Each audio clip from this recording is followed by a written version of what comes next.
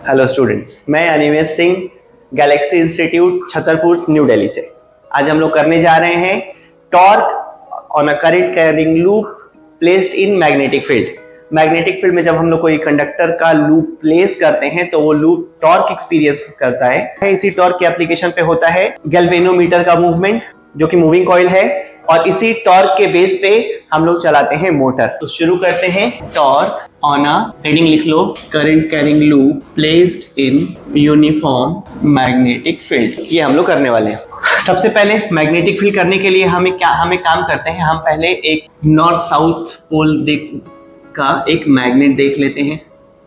ये है north pole और ये ले लिया हमने साउथ पोल। ठीक, मैग्नेटिक फील्ड का डायरेक्शन याद है from 10th class, north to south. Done. अब इसमें हम लोग लेते हैं एक लूप,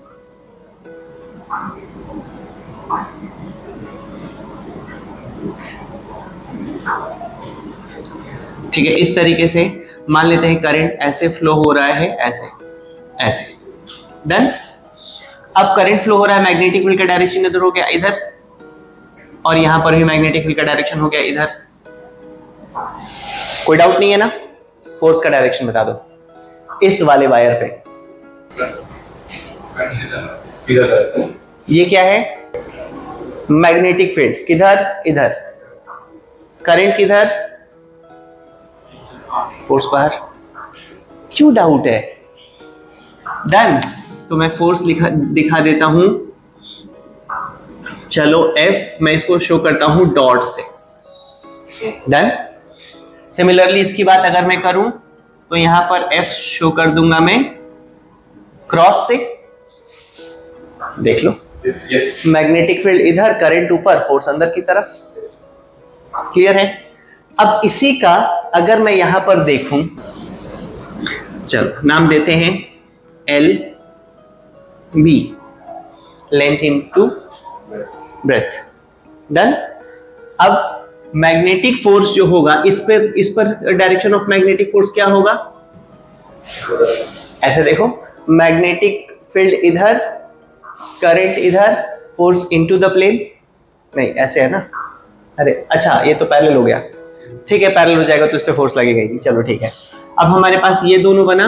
अब यहां पर फोर्स हम मान लेते हैं हमें इधर दिखाई दे रहा है, और यहां पर फोर्स हमें इधर दिखाई दे रहा है। रुको, इस करंट को उल्टा कर दूं, डायग्राम परफेक्ट लगने लगेगा। इसको ऐसे करंट दिखा देते हैं तो फिर यहां पर फोर्स हो जाएगा क्रॉस। इसको ले लेते हैं, यहां पर फोर्स हो जाएगा डॉट। चलो, मेरे कहने का मतलब है करंट ऊपर गया, डायरेक्शन ऑफ फोर्स देख रहे हैं। मैग्नेटिक फील्ड इधर, करंट ऊपर, तो फोर्स अंदर की तरफ, मैंने दे दिया क्रॉस। अब यहां पर जो करंट का डायरेक्शन है, करंट का डायरेक्शन इधर, तो मैग्नेटिक फील्ड इधर, करंट इधर, मैग्नेटिक फील्ड इधर, फोर्स का डायरेक्शन आउटवर्ड। ये हो गया डॉट। ठीक है, क्रॉस एंड डॉट। अब यहां पे फोर्स ऊपर की तरफ हमें दिख रहा होगा और यहां पर फोर्स नीचे की तरफ। अब ये पता है ना कि ये अगर B है, एरिया वेक्टर हमेशा परपेंडिकुलर टू द प्लेन होता है। जैसे मान लो एक बुक उठाते हैं कोई, जैसे मान लो ऐसा है। डन। अगर इस तरीके से फोर्स लग रहा है, ये अंदर की तरफ, ये बाहर की तरफ, ऐसे हुआ, तो एरिया वेक्टर जो होगा इसका परपेंडिकुलर टू द प्लेन होगा। तो एरिया वेक्टर इधर, मैग्नेटिक फील्ड इधर। समझ आ रही है बात? तो एरिया वेक्टर हमेशा परपेंडिकुलर टू प्लेन होता है। तो यहां पर इन दोनों के बीच का एंगल हो गया थीटा। यस। क्लियर है ना? मैग्नेटिक फील्ड इधर और एरिया वेक्टर इधर। डन। तो ये हो गया थीटा। अब अगर ये B था, राइट, डिस्टेंस B था ना, हमें ये वाला दिख रहा है, ऊपर से देख रहा हूं मैं, तो अगर इस तरीके से कर दूं, अगर ये थीटा है तो 90 माइनस थीटा होगा। ये देखो 90 माइनस थीटा होगा ना, ये वाला, ये तो 90 डिग्री है, तो ये 90 माइनस थीटा होगा। तो ये 90 माइनस थीटा होगा, तो ये थीटा लिख दूं, चलेगा? अब अगर ये थीटा है, ये B है, तो this is B sine theta and this is B cos theta. Clear है? कोई डाउट नहीं है। अब इसके बाद टॉर्क का फॉर्मूला क्या होता है? टॉर्क का formula force into perpendicular distance. Good. अब यहाँ पर फोर्स का फॉर्मूला क्या होता है? रुको, अच्छा चलो गलती बोल गया, तुम बोलो। चलो IL sin थीटा। ठीक है, लेंथ की बात हो रही है ना, चार्ज की बात नहीं हो रही। नहीं, तुमने IL भी sin थीटा सही कहा है। तो मतलब यहाँ पे अच्छा I, L और B हमारे पास तीनों चीजें हैं, है ना। sin थीटा 90 डिग्री है तो sin थीटा 1 है। डन। तो हमारे पास क्या हो जाएगा? Force is equal to I length L and B, I L B। Done. sin 90 है सर, करंट और मैग्नेटिक फील्ड, L का डायरेक्शन और करंट का डायरेक्शन सेम। डन। IL भी sin थीटा। अब हमारे पास यहां पर क्या बना? Torque is equal to force into, चलो परपेंडिकुलर ऐसे लिख देता हूं, परपेंडिकुलर डिस्टेंस। ठीक है, फोर्स क्या था? ILB। चलो sin 90 तो 1 हो गया। अब परपेंडिकुलर डिस्टेंस क्या है दोनों फोर्सेस के बीच में? एक फोर्स ऐसे और एक फोर्स ऐसे, perpendicular distance is B sin theta into B sin theta. तो हमारे पास क्या बना? ILB into B sin theta. Done. तो I, this is what? L into B, वो एरिया ऑफ द कॉइल हो जाएगा यहाँ पे AB sin थीटा। अब दैट इज टॉर्क को हम लोग एक्सप्रेस करते हैं टाउ से। डन। ए क्या है? A is equal to L into B, that is area of the loop of the coil. Done. अब हमारे पास क्या बनेगा? टॉर्क, अगर वेक्टर के फॉर्म में लिख दूं, चलो इसी फॉर्म में पहले लिखते हैं। Torque is equal to I into A को हम कहते हैं मैग्नेटिक मूवमेंट। डन। याद रखना इस चीज को, ये अभी आया है पहली बार। MB sin theta, since M is equal to I into A, that is magnetic movement carrying loop. ठीक है, ये हमेशा रहेगा, किसी भी लूप में, किसी भी शेप का लूप हो तो करंट इनटू उस लूप का एरिया उसका मैग्नेटिक मोमेंट देगा। ठीक है। अब क्या बना हमारे पास? I into A. In vector form अगर हमें लिखना हो, इन वेक्टर फॉर्म क्या हो जाएगा? Tau is equal to M cross B। याद है? A vector cross B vector is equal to AB sin theta. ये है B, तो ये हो गया बेस और ये हो गया परपेंडिकुलर। बेस साइड आता है cos थीटा और इस साइड आता है sin थीटा, है ना। हम ट्रायंगल रिजॉल्व करते थे कोई भी वेक्टर, तो हमारे लिए रिजॉल्व किसको किया मैंने? B को, स्मॉल b। उसका एक कंपोनेंट आ गया cos थीटा के साइड और परपेंडिकुलर साइड आ गया sin। तो ये था torque on a current carrying loop. अब इसी के एप्लीकेशन पे हम लोग करेंगे moving coil galvanometer. Moving coil galvanometer में भी ऐसी टॉर्क लगेगा, गैल्वेनोमीटर रोटेट होगा। उसी का कॉन्सेप्ट हम लोग अभी करने वाले हैं विद डायग्राम। डन। डायग्राम भी इसका बहुत इंपॉर्टेंट है, जब भी आएगा तो डायग्राम के साथ ही आएगा। अच्छा, गैल्वेनोमीटर है क्या? Moving coil galvanometer current measuring के लिए और करंट डिटेक्शन के लिए एक डिवाइस है जिससे स्मॉल अमाउंट ऑफ करंट को डिटेक्ट किया जाता है। डन। गैल्वेनोमीटर साथ में करंट का डायरेक्शन भी शो करता है। डन। कि गैल्वेनोमीटर का डिफ्लेक्शन दो अलग अलग डायरेक्शन में हो सकता है, तो पता चलेगा कि कौन से साइड पॉजिटिव है, मतलब हाई पोटेंशियल पे है, और कौन सा साइड नेगेटिव है, लो पोटेंशियल पे है। ठीक है। तो गैल्वेनोमीटर एक सेंसिटिव करंट मेजरिंग डिवाइस है, करंट डिटेक्शन डिवाइस है। डन। गैल्वेनोमीटर को हम एमीटर और वोल्टमीटर दोनों में कन्वर्ट कर सकते हैं। चलो सबसे पहले ये है गैल्वेनोमीटर का स्केल। सेंटर में गैल्वेनोमीटर 0 होता है और यहाँ पर मान लो अगर यहाँ पर -V है तो यहाँ पर +V होगा। तो अगर गैल्वेनोमीटर V वोल्ट का है तो उसका स्केल 2V वोल्ट का होता है, 0 से -V और 0 से +V। एक सिलेंडर बना लेते हैं और यहाँ पर एक circular magnet, north south. Done. अब नॉर्थ से मैग्नेटिक फील्ड साउथ की तरफ होगा, सर्कुलर होने की वजह से मैग्नेटिक फील्ड का डायरेक्शन जो होता है रेडियल होता है, towards radius of the cylinder. अब सिलेंडर के ऊपर हमें करना है वाइंडिंग। रुको सर, रेड कलर का मार्कर दीजिए एक बार। ठीक है, मैग्नेटिक फील्ड बन गया। अब इसके बाद इसके साथ कनेक्टेड होता है एक स्प्रिंग, जो कि आफ्टर रोटेशन रिस्टोर करेगा गैल्वेनोमीटर को। रोटेट हो गया, उसके बाद हम जब करंट जीरो करेंगे तो वो रिस्टोर होगा। तो आफ्टर रोटेशन रिस्टोरेशन का काम करता है ये स्प्रिंग। वो देखा है गाड़ी पीछे खींचते हैं और छोड़ देते हैं, तो हम क्या करते हैं, स्प्रिंग में एनर्जी स्टोर करते हैं, छोड़ते हैं तो एनर्जी अपना नेचुरल लेंथ पे आएगा, फिर वो गाड़ी आगे की तरफ चली जाएगी, है ना। वही काम यहां पर भी होता है। अब इसमें क्या होगा, अब इसमें होता है कॉइल। चलो यहां पर एक निडल दे दे जो रोटेट कर घूमता रहेगा।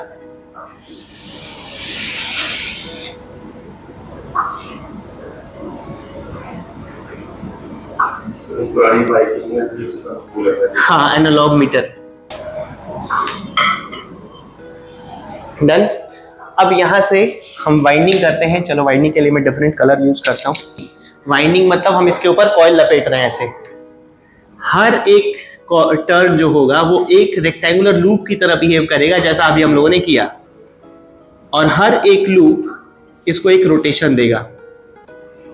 टोटल रोटेशन इस सारे लूप को मिलके होगा, है ना। सारे लूप अगर इसको घुमाएंगे तो नेट टॉर्क जो होगा वो सबका मिला के होगा। और यहां से ये कॉइलिंग हो गई। अब इसका जो होगा, यहां से हमें इनपुट करंट देना था ना, यहां पर ये है इनपुट की पोजीशन। ये था मूविंग कॉइल गैल्वेनोमीटर, और इसमें मैंने अभी नेमिंग कर दिया है। ये हैं दो मैग्नेट्स जो सर्कुलर शेप में लिए जाते हैं ऐसे, ठीक है। उसके बाद ये है सॉफ्ट आयरन कोर का सिलेंडर। सॉफ्ट आयरन का सिलेंडर क्यों लेते हैं?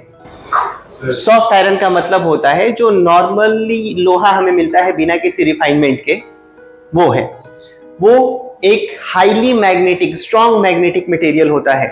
तो जो मैग्नेटिक फील्ड की इंटेंसिटी है, ये खुद भी मैग्नेटाइज हो जाता है हमारा सिलेंडर, और वो अपने अंदर मैग्नेटिक फील्ड की इंटेंसिटी को बढ़ा देता है। इसीलिए हम यहाँ सॉफ्ट आयरन लेते हैं। ये क्वेश्चन तुम्हारे वाइवा का होता है। डन। तो ये हो गया सॉफ्ट आयरन कोर। ये जो सिलेंडर लिया ना हमने, ये लोहे का है, ठीक है। अब ये जो सॉफ्ट आयरन, जो नॉर्मल आयरन होता है, वो आयरन एक स्ट्रॉन्ग मैग्नेटिक मटेरियल होता है, ठीक है। उस स्ट्रॉन्ग मैग्नेटिक मटेरियल होने का मतलब क्या है कि जब मैग्नेटिक फील्ड इसके अंदर से लिंक करेगा तो ये खुद हाईली मैग्नेटाइज हो जाएगा। उन मैग्नेटिक फील्ड को ये इंक्रीज कर देगा। मैग्नेटिक फील्ड इंक्रीज होगा तो क्या होगा, सेंसिटिविटी बढ़ जाएगी, ज्यादा टॉर्क मिलेगा हमें। इसीलिए हम सॉफ्ट आयरन यूज करते हैं। यहां हम कोई भी मटेरियल यूज नहीं कर सकते, हमें वहां मैग्नेटिक मटेरियल ही यूज करना होता है। डन। तो ये हो गया सॉफ्ट आयरन कोर। मैग्नेट्स, यहां पर स्प्रिंग रखा जाता है किस लिए, ताकि वो अपनी पोजीशन को रीस्टोर करे। जैसे हमने करंट फ्लो किया, इस पे टॉर्क मिला, ये निडल यहां शिफ्ट हो जाएगा जहां जितना भी करंट हम दे रहे हैं। अब करंट की वजह से निडल की जो शिफ्टिंग हुई है, जैसे ही स्विच ऑफ करेंगे फिर से इसको अपनी पोजीशन पे आना है, तो ये काम स्प्रिंग करता है, ठीक। गाड़ियों में हम लोग क्या करते हैं, ब्रेक लगाते हैं। जब नीड है तो ब्रेक लगाते हैं, हमने ब्रेक छोड़ दिया और वो अपनी जो पोजीशन पे आ जाता है, वहां पर भी स्प्रिंग लगा होता है, ये वही काम करता है। उसके बाद ये कॉइल है, यहाँ पर इस तरीके से कॉइल लपेट के हम लोगों ने अभी जिसपे एक टर्न का हमने टॉर्क की बात की थी, इतने सारे नंबर ऑफ टर्न्स हो गए हमारे पास, तो टोटल टॉर्क इतना नंबर ऑफ टर्न मल्टीप्लाई कर दूंगा तो आ जाएगा। क्लियर है ये बात? चलो अब आते हैं इसके डेरिवेशन पे। इसमें डेरिवेशन क्या है कि अब एक बात समझो, मान लो 1 एम्पियर का करंट फ्लो हो रहा है एग्जांपल के लिए, और यहां पर 1 एम्पियर का करंट हमें निडल दिखाएगा। तो 1 एम्पियर में निडल को जाके स्टेबल होने का मतलब क्या होगा कि जितना रोटेशन कॉइल प्रोवाइड कर रहा है उतना ही रिस्टोरेशन स्प्रिंग कर रहा होगा। बात समझ में आ रही है? एक जगह इक्विलिब्रियम स्टैब्लिश होने का मतलब है कि घुमाने वाला टॉर्क और रिस्टोर करने वाला टॉर्क बराबर होना चाहिए। तो घुमाने वाला टॉर्क कौन सा? कॉइल का टॉर्क। और रिस्टोर करने वाला टॉर्क कौन सा? स्प्रिंग का टॉर्क। दोनों इक्वल कर देंगे, हमारा काम हो जाएगा। स्प्रिंग फोर्स 11th क्लास याद है? F is equal to kx। हाँ, तो यहां पर हम लोग एंगल की बात करेंगे, रोटेशन की बात करेंगे, तो हम डिग्री ऑफ रोटेशन को अल्फा से काम करेंगे, ठीक है? तो हम लिखते हैं यहां पर at equilibrium rotating torque is equal to restoring torque. Done. Rotating torque क्या हो जाएगा हमारे पास? अभी अभी फॉर्मूला आया था, ठीक है, हम एनबी नहीं पूरा फॉर्मूला लिखते हैं। आई ए बी साइन थीटा। चलो साइन तो यहाँ पर 90 डिग्री है तो 1 हो जाएगा। 90 डिग्री कैसे है? हर कॉइल में रेडियल मैग्नेटिक फील्ड होता है। तो I A B, number of turns यहाँ पर n है, तो मैं टॉर्क में लिखता हूं N I A B. Done. Is equals to F is equals to K alpha.